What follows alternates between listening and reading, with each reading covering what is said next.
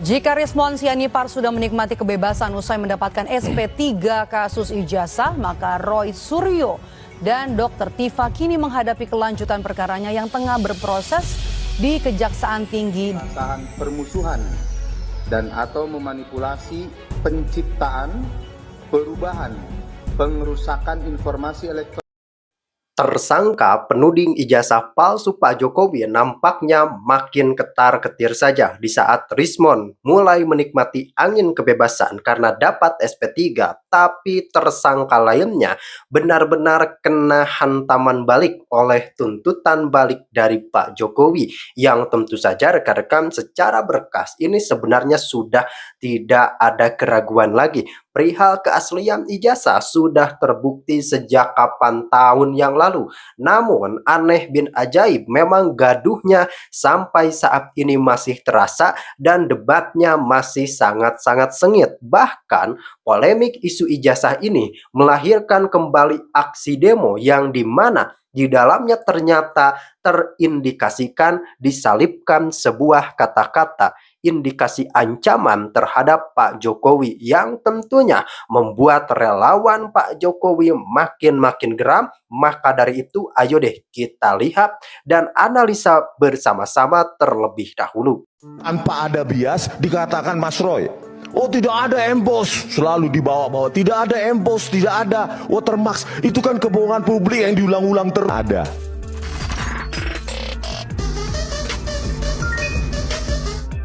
Perlu saya jelaskan, Mbak? Panas, gerah. Panas, guys, panas. Dihujat, difitnah, ijazahnya palsu, korupsi WUS, korupsi IKN mangkrak, peresmian bandara IMIP katanya. Terakhir ini lagi pelemahan KPK. Apa itu? Fitnah semua, tapi beliau lihat makin bersinar. Lagi di New Delhi, bertemu dengan tokoh-tokoh dunia di sana. Wah, kalau aku jadi kalian yang benci sama Pak Jokowi, aduh aku kepanasan asli, meledak aku, nyemplung ke kali mending, supaya nggak kepanasan. Teman-teman sudah lihat videonya yang barusan, kita akan jelaskan satu persatu teman-teman. Ya, Bang Rismon ini menggunakan sebuah teknologi untuk sebuah kertas digital. Ya, ternyata hasilnya seperti tadi teman-teman saksikan ya, seperti ini hasilnya. Nah, hasil ini diklaim oleh Roy Panci bahwa ini katanya diedit oleh Bang Rismon, padahal tidak. Di video yang tadi teman-teman saksikan, teman-teman menyaksikan sendiri bahwa Bang Rismon melakukan penelitian menggunakan teknologi yang sama untuk ijazah-ijazah yang lain. Hasilnya sama. Apa hasilnya sama? Semua ijazah-ijazah yang serupa dengan ijazah Pak Jokowi terdapat emboss dengan tulisan Gajah Mada, tetapi di sisi yang sebelah kanan sini teman-teman tulisannya Gajah Adam.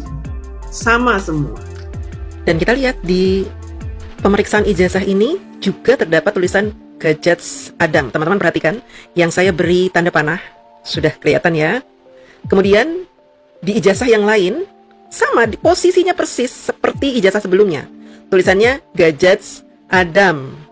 Ini lebih jelas lagi teman-teman. Nah, perhatikan tulisannya Gajah Adam sama letaknya. Ya, jadi posisi kertasnya, tulisannya itu sama persis seperti itu, seperti di ijazah sebelumnya. Kemudian ini ijazah Bapak Jokowi juga sama. Tulisannya Gajah Adam di posisi kertas yang sama. Artinya apa?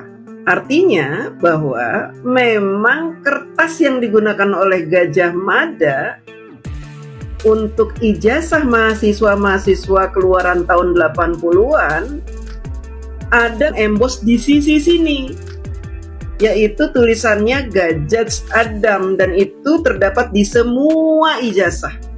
Apakah ijazah tersebut palsu? Tidak. Ijazah tersebut tetaplah asli. Diklaim bahwa katanya topi merah menggunakan coding-coding, mengetahui bahwa ini diedit. Hoax ya teman-teman ya. Itu karena kebodohannya si Panci, memang tidak punya ilmu seperti itu sehingga buru-buru menuduh katanya Bang Rismon melakukan rekayasa pengeditan katanya. Seolah-olah di kertas Pak Jokowi itu ada embossnya gitu. Ini adalah teknologi memang canggih ya teman-teman, khusus untuk kertas digital. Jadi sudah terjawab ya pertanyaan pembenci itu, kubu geng Panci yang ada di VT saya menanyakan, bisa nggak Ibu menjelaskan tentang gadget Adam? Dan ini penjelasan saya, semoga bisa menjawab. Dan ini akan menjadi bukti bahwa geng Panci selalu menebarkan kebohongan dengan terburu-buru. Belakang ini presiden kita juga dituduh aneh-aneh. Ya kalau keluar negeri suka nginep di hotel mewah, ya, di hotel bintang sekian dengan harga sekian, ya. Terus nginep di hotel mewah untuk merayakan ulang tahun sekretaris kabinet, macam-macam tuduhannya. Kalau kita mau berpikir agak jernih, mau berpikir dengan hati tenang, coba lihat track record ke belakang. Pak Prabowo, seorang Prabowo Subianto, sebelum jadi presiden standar hotelnya sudah setinggi itu. Sebelum dia jadi Menhan, standar hotelnya sudah setinggi itu. Karena dia seorang pengusaha, dia kekayaannya di atas 2 triliun. Sebelum dia jadi Menhan, sebelum dia jadi presiden, standarnya sudah seperti itu. Nah, kalau beliau kebetulan jadi tamu negara, biasanya yang menanggung penginapan beliau itu negara yang jadi tuan rumah. Tapi kalau beliau sedang tidak ada kunjungan kenegaraan, hanya kunjungan kerja misalnya, tidak disambut dengan upacara kenegaraan, tentu Anda juga nggak bisa berharap dia tidur di OYO, atau tidur di Red Doors, atau dibandingkan dengan kita kebanyakan yang bisa tidur di hotel yang biasa, karena pengamanannya juga harus ekstra.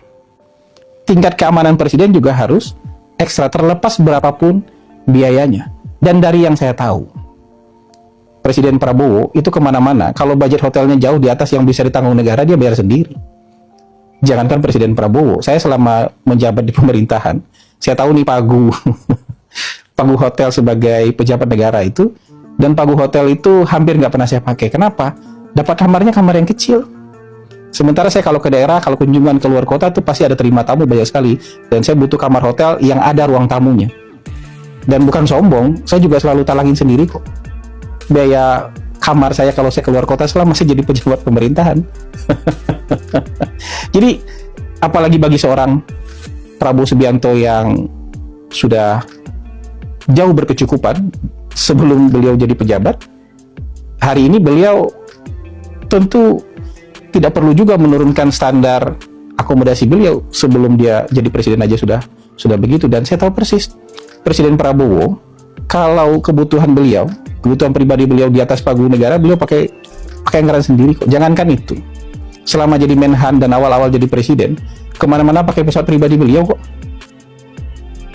EKGRD itu kan pesawat beliau yang kemudian ditulis dengan Republik Indonesia, dan itu pergi-pergi pakai biaya pribadi beliau. Terus apa yang mau diprotes itu apa? Seolah-olah uang 200 juta misalnya per malam itu jadi persoalan yang berat buat Pak Prabowo sehingga harus dibebankan ke negara. Dan kalau ada perayaan ulang tahun, misalnya ada perayaan, nggak ada ulang tahun, nginapnya tetap di situ kok. Dan kebetulan karena nginap di sana ada yang ulang tahun, kan nggak lebih dari 10 orang yang merayakan ulang tahun dengan kue yang sederhana. Kebetulan di hotelnya tempat nginap presiden, jadi kelihatan mewah.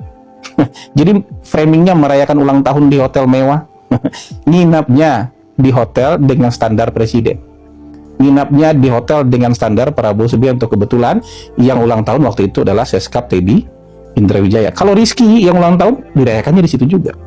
Kalau kebetulan siapa lagi yang ikut, misalnya Agung yang ikut dan ulang tahun, ya dirayakannya di situ juga. Jadi nginap di sana bukan dalam rangka merayakan ulang tahun seseorang. Kebetulan ada ulang tahun, dirayakan sederhana di tempat tinggal presiden. Kebetulan hotelnya standarnya beda dengan standar kita. Jadi ya memang cara pandang seperti ini kelihatan lazim dan benar, padahal banyak salahnya karena tidak dipikirkan dengan benar dan tidak diukur dengan ukuran yang benar. Tentu nggak bisa mengukur standar tempat menginap presiden dengan standar kita kebanyakan. Kalau kita kebanyakan tanpa prosedur keamanan dan protokoler yang ketat, kita bisa lebih bebas menentukan kamar hotel kita. Tapi seorang presiden, dia harus punya standar tertentu. Kalau datang ke sebuah kota, pasti kamar tertinggi dan hotel yang paling bagus di kota itu, di dalam negeri maupun di luar negeri. Jadi ini hanya menjelaskan hal yang sederhana aja supaya kita bisa berpikir lebih jernih, kita berpikir lebih tenang, tidak asal tuduh, dan tidak mempertentangkan kelas sosial, dan tidak mengukur baju orang dengan baju kita, tidak mengukur bayang-bayang orang dengan bayang-bayang kita. Ya, ini yang mau saya sampaikan. Semoga dari dua cerita sejarah tadi, kalau kita mau membuka-buka bacaan, mungkin banyak lagi contoh yang bisa kita sampaikan untuk menggambarkan bahwa seringkali sebenarnya tuduhan versi netizen, tuduhan versi social justice warrior, tuduhan versi media itu hanya tuduhan karena pikirannya pendek, karena tidak melihat apa yang ada di balik sebuah tindakan dan kebijakan yang diambil oleh pemerintah. Presiden pergi ke luar negeri katanya jalan-jalan. Pernah nggak lihat presiden jalan-jalan? Sadar nggak kita bahwa negara kita jauh lebih mending dibandingkan negara lain di saat perang ini dari sisi ketersediaan energi? Presiden pergi-pergi itu dengan biaya dia pribadi yang mungkin nggak dihitung, nggak diklaim ke negara untuk menjamin energi kita tetap tersedia. Biar di rumah Anda tetap ada LPG, biar BBM kendaraan Anda tetap bisa diisi, biar kendaraan umum bisa tetap jalan mengangkut Anda dari rumah ke tempat kerja. Itu pengorbanan dan perjalanan yang dilakukan oleh seorang kepala pemerintahan, seorang kepala negara untuk menjamin keberlangsungan hidup rakyatnya di dalam negeri. Kalau dituduh macam-macam, kalau saya sih sedih. Walau-walau bagaimana perasaan Pak Prabowo dituduh macam-macam ketika beliau melakukan perjalanan untuk menyelamatkan kehidupan bangsanya dalam negeri. Silakan pikirkan. Terima kasih. Sampai jumpa lagi.